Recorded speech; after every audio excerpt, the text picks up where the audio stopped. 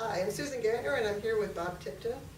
Bob has been speaking to us at the RPG DB2 Summit here in Fort Worth.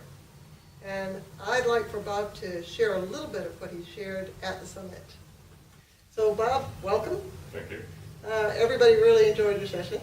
I had fun too. Yeah, it was a great session, and a lot of people left there, I think, hopefully energized to change some things. And you know, when programmers are just like anybody else in life, sometimes have a little bit of difficulty dealing with change.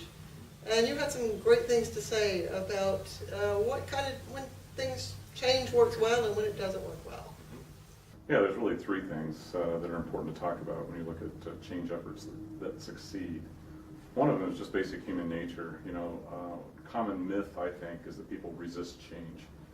And in reality, people don't resist change, they resist being changed without their permission or involvement.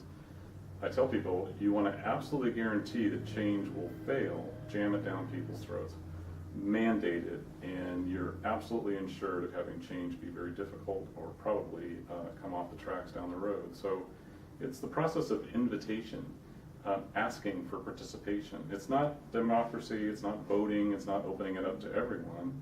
So I use a process to help people with that. It's a jelly donut process that goes back to advertising, and here's the donut shape that we're bringing to you, but through this process you have the opportunity to insert your raspberry filling, and I like lemon filling. So it works for both of us. Yeah, that's great. Yeah, another one of the things that we talked about too is that in order to be an effective change agent yourself, change doesn't happen through you. In other words, the work that you're doing to help change things, unless the change is actually happening to you. You know, you find often people go all the way to a class, or they go off and read a book or something like that, and they get a whole bunch of new intellectual knowledge, but no experience, no personal direct experience with what's going on. And then they attempt to start the change process.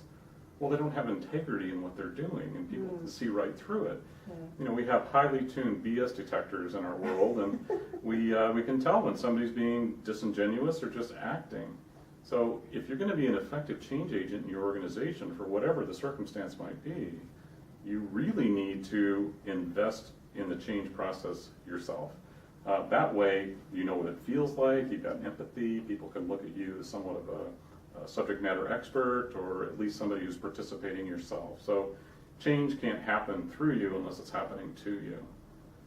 And then the third thing that we talked about this morning really had to do with the energy around a change process. Another way to mandate or make sure that change will fail is if you make it a have-to exercise as opposed to a want-to exercise. So have-to energy has to do with threats or coercion or fear or anger. You know, it's a little bit like coaching youth sports. When you're working with kids, no one gets shamed into loving the game. Nobody. Yeah. You can't yell a child into loving the game more. You just yell at children. What it does is it teaches them not to listen more closely. It teaches them not to listen at all. Right. So low energy things in the have-to space, they don't work very well. Unfortunately, most managers have never tried it the other way because they've had it done to them consistently. Right. So turning change into a want-to exercise, the word I like to listen for, somebody says we need more buy-in.